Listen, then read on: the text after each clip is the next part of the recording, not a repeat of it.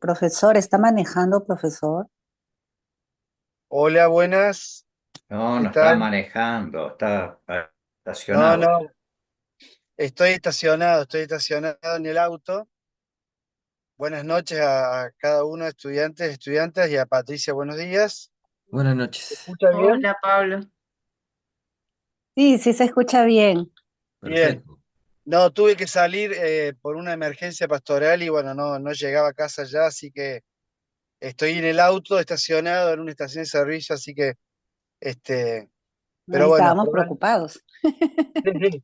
No, pero todo bien. Probablemente terminemos un poquito antes hoy porque justamente tengo que seguir con esta cuestión, así que bueno, este, pero bueno, bienvenidos y bienvenidas entonces a esta clase eh, en la que estamos justamente, bueno, recordando esos comienzos del movimiento pietista y del movimiento hoy, en este caso, de los moravos, ¿m? de de un movimiento interno dentro del luteranismo que también ha sido muy importante.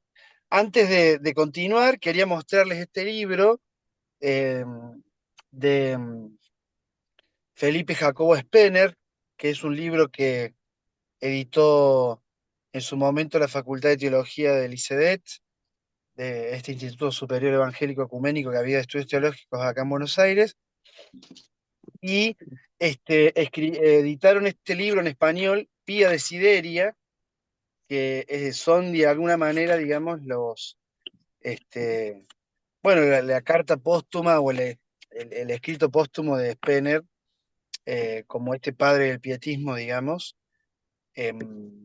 y ahí expresa justamente algunas de las doctrinas fundamentales del pietismo, algunas de las doctrinas fundamentales también de la Iglesia luterana, pero con este énfasis en la experiencia viva de la fe, ¿verdad? Así que digo, para que sepan que está en español y una edición relativamente nueva de hace 15 años, debe estar en español también eh, en una edición antigua, no la tengo aquí, pero sé que había una edición muy antigua sobre Spener. ¿M? Pero bueno, hoy nos metemos con el conde Nicolás von Ludwig Zinzendorf. Vamos a trabajar un poquito sobre él y ya el lunes que viene nos vamos a meter con Juan Wesley y con el metodismo y de alguna manera recordar, digamos, que estamos hablando de eh, ya 1700, ¿no? El conde Zinzendorf nace en 1700, vive ya, digamos, lo que es el siglo XVIII, ya ha pasado más de 100 años de la Reforma Luterana, 150 años más o menos. Hay un proceso recorrido, pero en el contexto de la contrarreforma, ¿no? La contrarreforma de la Iglesia Católica Romana, que, digamos, hay un gran movimiento que empieza a, más que a perseguir, a disuadir a muchas personas que querían hacerse reformados o luteranos en varios lugares de Europa para que no abandonen, digamos, el catolicismo. Entonces, en todo ese proceso también se da, como dijimos, dentro de las iglesias luteranas ya establecidas con más de 100 años, donde había una ortodoxia, ¿verdad? Luterana muy férrea en cuanto a las doctrinas, y No, acá justamente se lo que pone. se intenta en ese momento eh, hacer, digamos, es una renovación de la experiencia espiritual que después de 100 años, eh, bueno, sabemos nosotros que por la sociología hoy, casi todos los movimientos humanos, sean religiosos, políticos, sociales, pasadas una o dos generaciones, tienden a llegar a un clímax, luego pasan a un momento de cierto, vamos a decir, abajamiento de esa experiencia inicial, cierto amesetamiento, y muchas veces ha pasado con movimientos que desaparecen y en otras ocasiones vuelve a haber dentro de esos movimientos una renovación. Bueno, en este caso, en el caso del luteranismo, tanto el pietismo de Spener y de Frank, eh, digamos, y hoy que vamos a ver a la iglesia morava o los hermanos moravos, también son una renovación dentro de lo que es el luteranismo. En este caso, hermanos moravos, ¿por qué? Porque ellos son de una zona de Europa, ahí lo que sería hoy República Checa, ¿verdad? Que hasta hace 30 años era Checoslovaquia, cuando estaba unido en la Unión Soviética, dos países, ¿no? Eslovaquia y República Checa. Hoy República Checa, que es la zona que se llama la Bohemia, de Bohemia, y allí, en esa zona, este, comienza este movimiento que no es que surgen de la nada, también ellos ya en la época de Juan Hus, ¿no? Estamos hablando del siglo XIV, allí también hubo todo un movimiento jusita muy importante, que fue un pre-reformador, ¿no? Así como Pedro Baldo en Italia, y también incluso Pedro Baldo influyó en esa zona de lo que sería hoy República Checa. En esa zona, entonces, había ya un fermento por las ideas protestantes o reformadas, y con el luteranismo que habían abrazado, también empiezan a buscar una nueva renovación en su experiencia espiritual. Y ahí aparece este conde Zinzendorf, que saben ustedes, era un conde eh, que tenía mucho dinero, mucha riqueza, porque era parte del reino unido de Sajonia, y eh, cuenta un poco no leyenda, pero la historia de él, que él siendo un joven de 20 y pico de años, eh, tiene camino a París, ¿no? Iba a disfrutar de esa vida de aristócrata o de rico, iba a París a los teatros, a recorrer, digamos, la vida y el jolgorio, digamos, parisino, y justo tienen que parar en Düsseldorf, en una ciudad alemana, y allí va al museo de Düsseldorf, donde él estaban justo exponiendo un cuadro muy importante de un artista italiano, que no me acuerdo el nombre ahora, el apellido, pero es famoso el artista italiano que hizo un cuadro que se llama el Ecce Homo o el Ecce Homo, que es, en latín significa este hombre, o este humano, eh, que es justamente un cuadro de la crucifixión de Jesús. Y justamente abajo del cuadro estaba una frase que habían puesto que decía, ¿no? Como que Jesús estaba hablando, y decía, esto he hecho por ti, ¿qué harás tú por mí?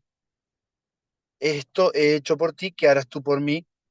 Y entonces el conde, siendo joven y quizás buido por las riquezas, pero a la vez con una inquietud espiritual que las riquezas no podían em, suplir, se siente tocado. Esa noche dice que no puede pegar un ojo, que todo el tiempo siente como un llamado especial, él siendo una persona, digamos, con toda esta formación luterana. Entonces, comienza allí una experiencia de renovación espiritual en su vida, de conversión, si quieren, especial, y empieza justamente todo un movimiento en toda esa zona de Moravia, donde en las tierras que él tenía, que eran grandes hectáreas de tierra, comienzan a fundarse comunidades moravas, ¿no? Eh, y le ponen moravas porque eran la zona de Moravia, digamos. Y entonces allí él, con su dinero, empieza de alguna forma, a solventar, a sostener a todas estas comunidades, muchas familias que iban a vivir en comunidad, que se juntaban. Caravaggio, la pintura, exactamente, la autor italiana. Así que bueno, allí esa experiencia comunitaria muy importante que tienen los moravos y que empiezan desde el comienzo a hacer énfasis en dos o tres temas. El primer lugar, la oración, ¿no? Se cuenta que tuvieron ahí alrededor de una especie de esfuerzo, reunión de oración que duró más de 100 años, donde, digamos, no es que todos vivían ahí, a veces hacían, como hacemos hoy nosotros, campamentos especiales o encuentros especiales en esa zona, y iban familias de toda Europa que empezaban a hacerse moravos o a verse afectados por esta nueva corriente, digamos, renovadora dentro del luteranismo, y allí entonces tienen estas experiencias espirituales y aparentemente hicieron como un pacto de oración donde iban orando mes a mes distintas familias, distintas personas del movimiento morado en toda Europa y estuvieron orando por la iglesia y por la renovación de la iglesia más de 100 años. Así que eso es muy importante, ¿no? La oración va a ser un tema muy fundamental. eh, el conde Zinzendorf fue afectado también, una vez que tiene su experiencia de esta que yo les digo más, si quieren, más subjetiva y personal, también fue afectado por Frank, ¿no? Él va a Wittenberg, va a, a tener algunas charlas y clases con Frank y él se siente también tocado por el pietismo de Frank y comienzan a darle fuerte movimiento y de entrada tuvo muchos adeptos. Y así como le hicieron hincapié en la oración, van a hacer hincapié en algo muy importante que va a ser la unidad, ¿no? Ellos van a ser, eh, digamos, parte de su doctrina va a ser la importancia de que todo aquel que confiese a Jesucristo, ¿no? Como Señor, como Salvador, todo aquel que crea que quiera seguir a Jesús, era un hermano, ¿no? No importaba si era luterano, reformado, calvinista, si era, eh, digamos, de las denominaciones que ya había en ese momento. Lo importante es que había que sentir esa vida en hermandad y de hecho, como les digo, en algunas de esas hectáreas de las tierras del Conde habían vida en comunidad, ¿no? Hay interesantes historias sobre eso que no tenemos tiempo de compartirlas mucho. Por otro lado, también aparece la historia de Zinzendorf eh, como aquel que va a empezar a plantear algo que no se había planteado mucho en el sentido, digamos, como lo plantea él, ¿no? Que veníamos hablando del pietismo como aquella experiencia de la luz interior.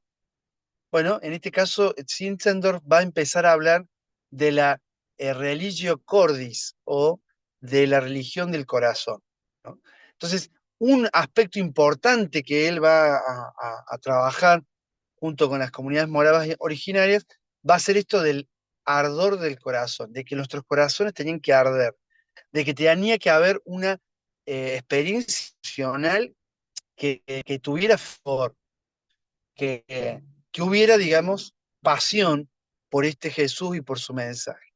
Porque un poco, era un poco como en respuesta a este luteranismo o estas iglesias luteranas que de alguna manera se habían acomodado, habían entrado en ese famoso eh, no pietismo, sino quietismo, de estar quietos, ¿no? De sentirse quietos en una experiencia espiritual vamos a decir, cómoda, porque bueno, ya eran salvados, la gracia de Cristo nos había salvado, entonces no había mucho que hacer, salvo esperar, digamos, a, a la consumación del reino de Dios. Entonces, Cecilia Sendor va a tener, uno de sus lemas va a ser justamente la pasión por Jesús, ¿no?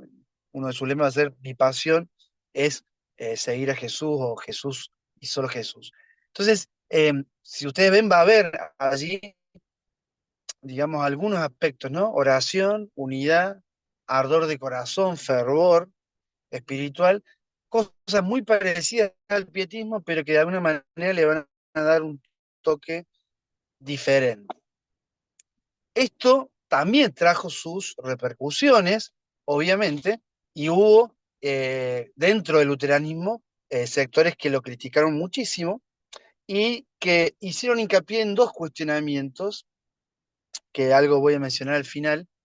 Uno va a ser el tema, digamos, del culto a la personalidad, porque de alguna manera, en algunos casos plantearon como que el conde pasó a ser casi como un papa, diríamos, en la poder y en la, digamos, eh, vamos a decir, a cierta pleitesía que recibía religiosamente. Y por otro lado, en el tema de ciertos excesos emocionales o emocionalistas, ¿no? En el sentido de que, bueno, ya empezaba a verse allí algo de lo que se va a ver después en los otros avivamientos, tanto en el metodismo o el avivamiento wesleyano, como en los otros avivamientos que se van a dar en, en Inglaterra y en Estados Unidos, que ya lo vamos a considerar también más en detalle el lunes que viene. Pero es interesante mencionar estos dos cuestionamientos que ya le hacían sus contemporáneos luteranos, que eran más tradicionales, que tenían toda, ¿no? Saben ustedes, la iglesia luterana hasta el día de hoy, en general, sigue manteniendo toda la liturgia, vamos a decir, clásica y antigua de la iglesia romana, con, por supuesto, algunas variantes, dependiendo la iglesia luterana donde esté, pero con las vestimentas litúrgicas, con, eh, digamos, el orden, digamos, casi de la misa en algunos aspectos. Así que en ese sentido, el- el- la iglesia morava va a ser, digamos, estos hermanos moravos, que asimismo no se querían separar de la iglesia, ¿no? Pero al ser justamente muy cuestionados, terminaron también de alguna manera separándose como una nueva denominación evangélica o cristiana. Y en ese caso, digamos, saben ustedes que otro aspecto importante de la iglesia morava va a ser que fueron los primeros y casi pioneros en expandirse misioneramente. O sea, la iglesia misionera morava va a llevar el evangelio tanto a, digamos, la India, ¿no? Va a viajar a África, a varios lugares para llevar el evangelio. Van a tener la inquietud de llevar el evangelio a otros lugares y no quedarse, digamos, eh, atados a un solo lugar, ¿eh? Se tomaban como con esa pasión y en serio el tema de llevar el evangelio a toda criatura, y van a ser de las primeras iglesias que, como les digo, van a tener agencias misioneras, van a empezar a donar dinero especialmente para llevar el evangelio a otros lugares, y eran conocidos, dicen, ¿no? Los relatos, porque en vez de llevar, dice, sus baúles o sus valijas, que en ese momento hacían, llevaban ataúdes, ¿m? Porque en general estos misioneros moravos que iban, ellos pensaban que si Dios los llevaba a misionar a la India, al África o a otro país de Europa, seguramente iban a morir justamente en esto de que estaban dispuestos a dar la vida por el Evangelio. Entonces ya iban con su ataúd, o sea, su ataúd era su valija, y de alguna manera, bueno, muchos volvían después sus cuerpos en ataúdes. Bueno, digo, datos de color para tener sobre este movimiento de moravos o de hermanos moravos.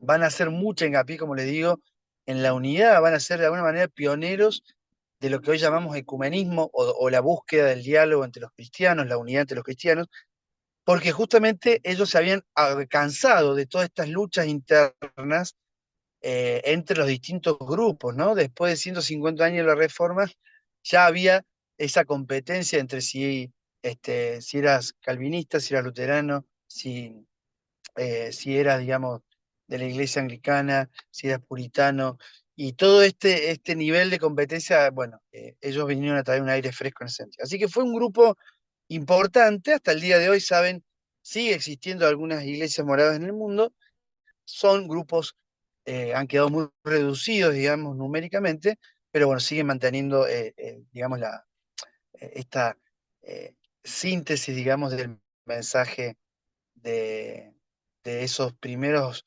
moravos, que si bien su liturgia, quiero decirles, siguió siendo una liturgia muy, vamos a decir, clásica, muy luterana, pero empezaron a tener algunas de estas experiencias emocionales. Y por eso ahí eh, me voy a detener un cachito, pero sí mencionar algo que por eso lo voy a conectar después la semana que viene con el metodismo. ¿Por qué? Porque Juan Wesley, no saben ustedes, antes de ser el digamos, padre del movimiento wesleyano, él fue un diácono y sacerdote anglicano. O sea, Juan Wesley estudió en Oxford, era una persona que crearon el Cruz Santo ahí con su hermano Carlos y otros estudiantes. eh, Eran personas que tenían una búsqueda de Dios muy fuerte y querían servir a Dios, pero le faltaba esa experiencia, vamos a decir, nodal y fundamental de sentirse amado, perdonado, aceptado por Dios. Eh, bueno, algunas iglesias le dirán nuevo nacimiento. Yo no rehuyo, trato de no clasificar tanto las experiencias espirituales de lo que llamamos teológicamente la justificación o la regeneración, porque el Señor obra de maneras muy amplias y a veces el nacer de nuevo lo hacemos de maneras muy distintas, ¿no? Pero bueno, digamos, esta experiencia que va a tener Wesley en Inglaterra se debe en gran parte influido por los moravos. ¿Por qué? Porque cuando él va a misionar a Georgia, al estado de Georgia en Estados Unidos, cuando él tenía veintipico de años, él fracasa rotundamente, ¿no? Él va a evangelizar a los aborígenes de la zona de ahí de Georgia, fracasa, tiene un intento de noviazgo y de aventura amorosa con la hija, digamos, vamos a decir, del intendente o del jefe comunal donde él estaba, y es despreciado después, o esta mujer, después de un viaje que Wesley hace en la misma América, Norteamérica, cuando vuelve, esta mujer ya, esta novia Mary, estaba ya de novia con otro, medio que lo había dejado, entonces Wesley quedó muy golpeado por eso. Y entonces termina su estancia ahí en Georgia muy mal, ¿no? Con un sentimiento de desánimo, de fracaso. El esfuerzo misionero con los aborígenes no dio resultado. Entonces se vuelve. Cuando vuelve en el viaje, que saben ustedes en barco, duraba meses el viaje, no es como ahora que uno cruza el charco o cruza el Atlántico en 13 horas. Bueno, en ese viaje viajan justamente unos misioneros moravos, una comunidad morava, y él se siente tocado muy fuerte por la fe, la oración fervorosa, la unidad que tenían estos hermanos morados, que de hecho justamente hay una tormenta en ese viaje muy fuerte, donde a todos, creo que si nosotros también hubiéramos estado, nos hubiera agarrado este, lo que llamamos hoy el terror y el pánico en medio del Atlántico, y Wesley vio que ellos seguían cantando y orando con una confianza y con un gozo únicos, ¿no? Entonces, eso lo impactó a él de tal manera que cuando vuelve a Inglaterra, él trata de tomar contacto con las sociedades, algunos grupos, diríamos, moravos que ya había en Inglaterra, en Londres, y de hecho cuando él tiene esta experiencia de Aldersgate, en la calle Aldersgate en Londres, él va a un grupo que se reunía, ¿no? En esa calle de hermanos moravos, eran luteranos moravos que vivían en Inglaterra. Y es allí donde él siente ese arder del corazón, que tiene mucho que ver con esta énfasis que ellos hacían de la religión del corazón y todo. Eh, Hasta ahí un poco el relato de Zinzendorf y de los hermanos moravos, eh, que fíjense, ¿no? Pequeño grupo, minúsculo, en el momento, hasta el día de hoy, pero que tuvo un impacto muy fuerte. Este nos habla, en primer lugar, de cómo a veces no es necesario ser multitudes ni masas para afectar o para influir, para traer ciertos cambios o ciertas transformaciones en la vida de- de las personas, de las iglesias, del cristianismo. Y por otro lado, también este tema, digamos, eh, la importancia de vivir con pasión el Evangelio, ¿no? Yo creo que esto, que no es que a mi modo de ver, no es que se puede fabricar esto. De hecho, creo que el problema que va a tener justamente, el problema que va a tener el cristianismo hoy, después de 115 años del pentecostalismo, ¿no? Eh, o 120 años, que nace en 1905, ¿saben ustedes? En Estados Unidos y del metodismo chileno que nace en 1908. Allí, el metodismo pentecostal, digo, chileno, allí aparece esta idea de que el avivamiento debe ser permanente. Con las iglesias neopentecostales o los movimientos carismáticos anteriores a ellas, empieza a haber toda esta, vamos a decir, fabricación de la pasión y el fervor, que creo que ese es el problema, ¿no? Y me detengo ahí un poquito de esto, pues fue una de las cosas que le cuestionaron a los moravos, como que por ahí se excedían un poco en el emocionalismo de la fe. Y, y me parece que el problema o el riesgo es ese, cuando ya ese emocionalismo lo queremos vivir todos los días, cuando ese sentir, esa pasión y ese fervor eh, lo queremos vivir todos los días y no se puede, porque es inevitable que el ser humano no va a poder vivir siempre en ese nivel de fervor o en ese nivel, digamos, de emoción. De hecho, muchas veces el Señor nos va a mandar, nos va a llevar, como a Jesús mismo, nos muestra, o al pueblo de Israel, nos va a llevar al desierto, donde tenemos más que emoción, tenemos fervor, perdón, más que emoción y fervor, tenemos aridez, sentimos incertidumbre, sentimos miedo, sentimos momentos, digamos, de mucha insatisfacción espiritual, y ahí también el Señor nos hace crecer, y hay que atravesar esos desiertos, ¿no? Espiritualmente en la vida de cada uno de nosotros y los movimientos y las iglesias cristianas también. Por eso, digamos, fíjense la importancia que tiene poder distinguir entre lo que es pasión, en el buen sentido de la palabra. Pasión, no me refiero a sufrimiento, ni tampoco me refiero a esta idea de estar todo el tiempo enfervorizado.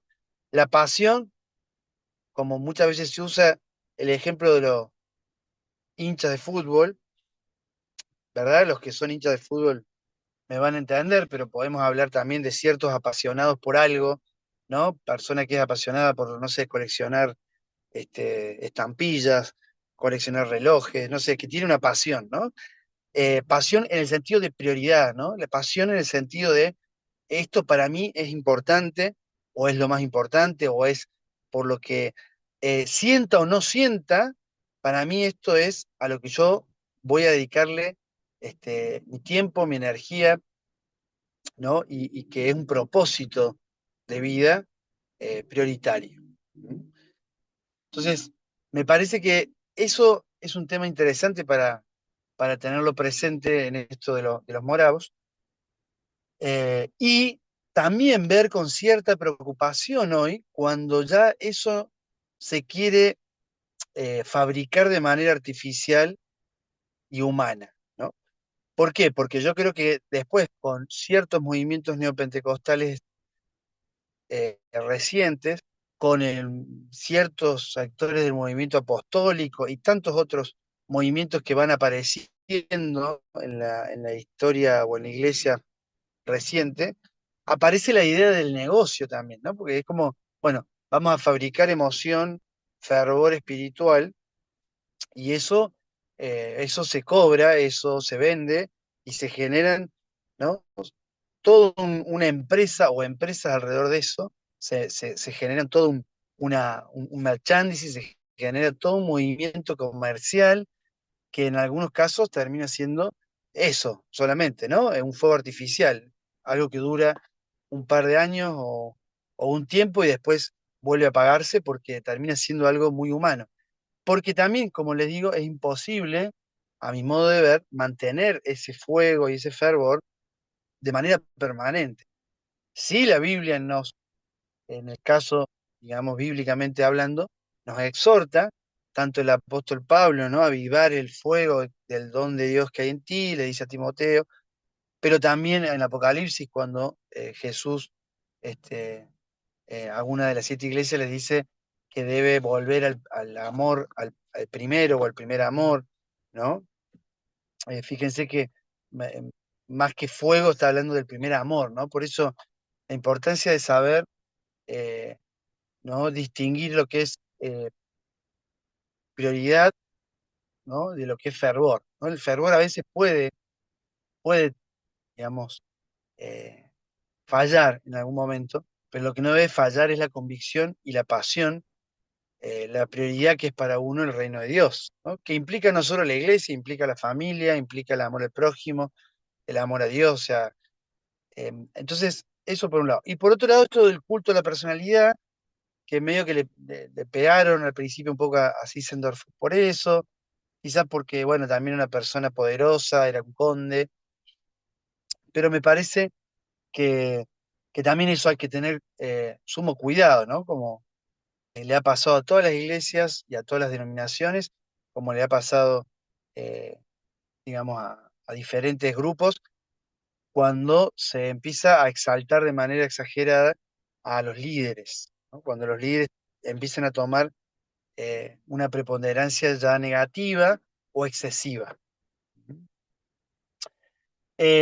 Por último, termino con esto y le doy lugar a una pregunta porque ya me tengo que ir, pero eh, fíjense la importancia de esto que vuelve a aparecer, así como lo vimos en el pietismo con esto, el tema, digamos, del el ser levadura en la masa. Los morados fueron una denominación hasta el día de hoy, pero en su momento muy pequeña, pero tuvieron un impacto, un poder muy grande, no solo en el luteranismo, sino en otras. Y si vamos al comienzo de ellos, vamos a ver cómo incluso ellos también en esa República Checa que hoy es, habían sido afectados por Juan Hus 2 siglos antes, o 3 siglos antes. ¿Eh? Grupos minúsculos que uno dice, no, no parece que hicieron mucho y después terminan 300 años después generando movimientos, sus ideas, sus experiencias, sus memorias. Así que a veces algo muy pequeño, como dice Jesús, ¿no? La semilla de mostaza, guarda, porque termina siendo después un gran árbol, ¿no? Así es el reino de Dios, dice Jesús. Así que, bueno, termino con eso. El lunes que viene nos meteremos con el metodismo, estrictamente hablando, metodismo originario y movimiento Wesley. ¿Alguna pregunta o comentario? Tengo 4 minutos antes de cerrar la clase.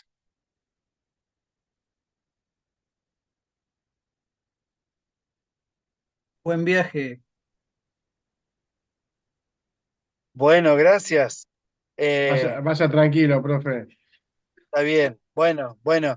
Este, recordamos entonces también, se los digo así a manera de, si alguno quiere saber, fíjense también, en la alta teología va a haber un luterano, un teólogo luterano de la modernidad ya, Friedrich Schleiermacher, va a ser una persona que va a ser influida por cierto pietismo moraviano, digamos, en su familia, y en su teología eso se va a ver, y va a haber un rescate muy positivo en este teólogo ya del siglo XIX, un teólogo muy importante de la iglesia luterana y de todo el cristianismo, eh, y va él a recuperar esta idea del corazón, la religión del corazón, que el evangelio tiene que llegar a lo más profundo, a a los intereses, a las emociones, a nuestra pasión, ¿no?